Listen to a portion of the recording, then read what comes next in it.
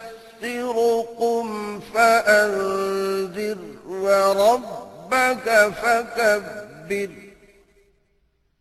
وَثِيَابَكَ فَطَهِّرْ وَالرُّجْزَ فَاهْجُرْ۔ اے کمبل پوش، اٹھ اور لوگوں کو ان کی بدعملی کے نتائج سے ڈرا، اپنے رب کی بڑائی بیان کر اور اپنے کپڑے پاک رکھ اور گندگی سے الگ تھلگ رہ۔ بعثت نبوی کے ابتدائی 3 برسوں میں آپ چپکے تبلیغ کرتے رہے۔ اس دوران میں سیدنا ارقم رضی اللہ عنہ کا گھر اسلامی تحریک کا مرکز بنا۔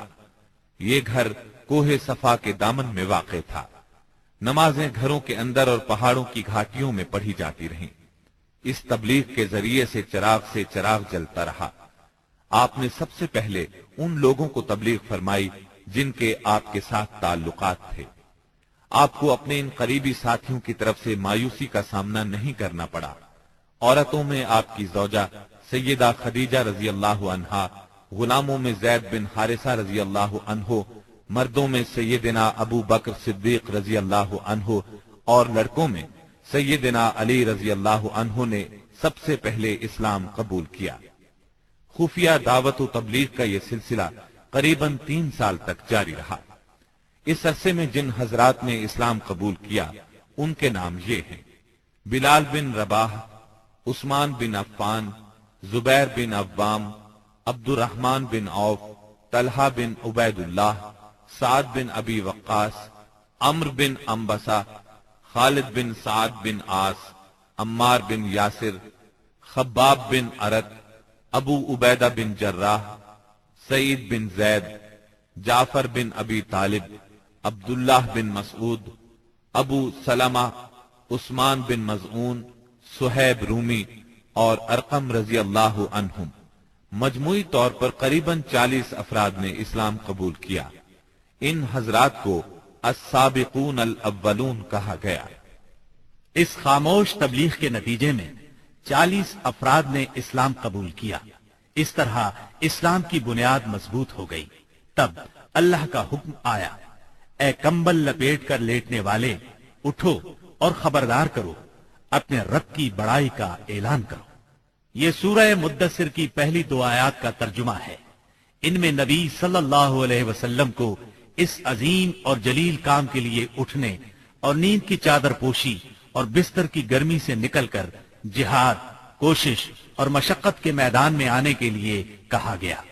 یا ایھا المدثر قم فانذر، اے چادر پوش، اٹھ اور ڈرا۔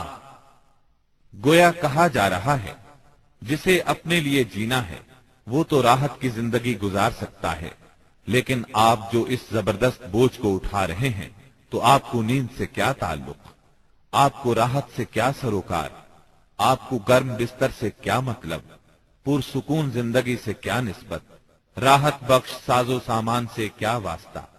آپ اٹھ جائیے اس عظیم کام کے لیے جو آپ کا منتظر ہے، اس بھاری بوجھ کے لیے جو آپ کے لیے تیار ہے۔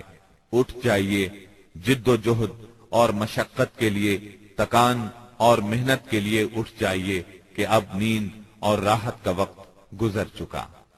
اب آج سے مسلسل بیداری ہے، طویل اور مشقت سے لبریز جہاد ہے۔ اٹھ جائیے اس کام کے لیے، مستعد اور تیار ہو جائیے۔ یہ بڑا عظیم اور پرہیبت حکم ہے۔ اس نے نبی صلی اللہ علیہ وسلم کو پرسکون گھر، گرم آغوش اور نرم بستر سے کھینچ کر تند طوفانوں اور تیز جھکڑوں کے درمیان انتہائی گہرے سمندر میں لا کھڑا کیا، لوگوں کے ضمیر اور زندگی کے حقائق کی کشاکشی کے درمیان پہنچا دیا۔ پھر رسول اللہ صلی اللہ علیہ وسلم اٹھ گئے اور قریباً 20 سال تک اٹھے رہے۔ آپ نے اپنا چین، سکون اور آرام چھوڑ دیا۔ زندگی اپنے لیے نہ رہی، اہل و عیال کی نہ رہی۔ آپ اٹھے تو پھر اٹھے ہی رہے۔ کام اللہ کی طرف دعوت دینا تھا۔ آپ نے یہ کمر توڑ بار گراں اپنے کندھوں پر کسی دباؤ کے بغیر اٹھا لیا۔ یہ بوجھ تھا، اس روئے زمین پر امانت کبریٰ کا بوجھ، ساری انسانیت کا بوجھ، سارے عقیدے کا بوجھ، میدانوں میں جہاد اور دفاع کا بوجھ۔ آپ نے 20 سال سے زیادہ عرصے تک مسلسل اور ہمہ گیر مارکا آرائی میں زندگی بسر کی، اور اس پورے عرصے میں جب سے آپ نے وہ آسمانی ندا اللہ کی آواز سنی اور یہ بھاری ذمہ داری پائی، آپ کو کوئی ایک حالت کسی دوسری حالت سے غافل نہ کر سکی۔ اللہ آپ کو ہماری طرف سے اور ساری انسانیت کی طرف سے بہترین اجر عطا فرمائے، آمین۔ پھر اللہ تعالی نے آپ کو حکم دیا، فاصدع بما تؤمر وأعرض عن المشركين۔ اے نبی، جس بات کا آپ کو حکم دیا گیا ہے اس کا صاف صاف اعلان کر دیجئے اور مشرکین سے رخ پھیر لیجئے۔ پھر مزید حکم ہوا، وأنذر عشيرتك الأقربين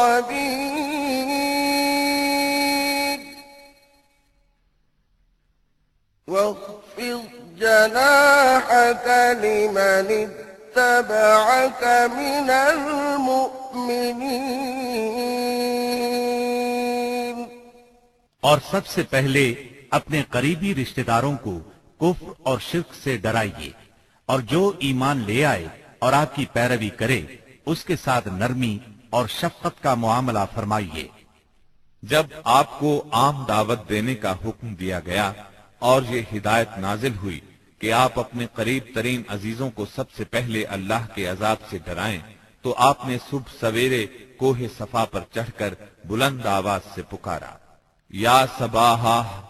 عرب میں یہ صدا وہ شخص لگاتا تھا جو صبح کے جھٹپٹے میں کسی دشمن کو اپنے قبیلے پر حملہ کرنے کے لیے آتے دیکھ لیتا تھا۔ آپ کی یہ آواز سن کر لوگوں نے پوچھا، یہ کون پکار رہا ہے؟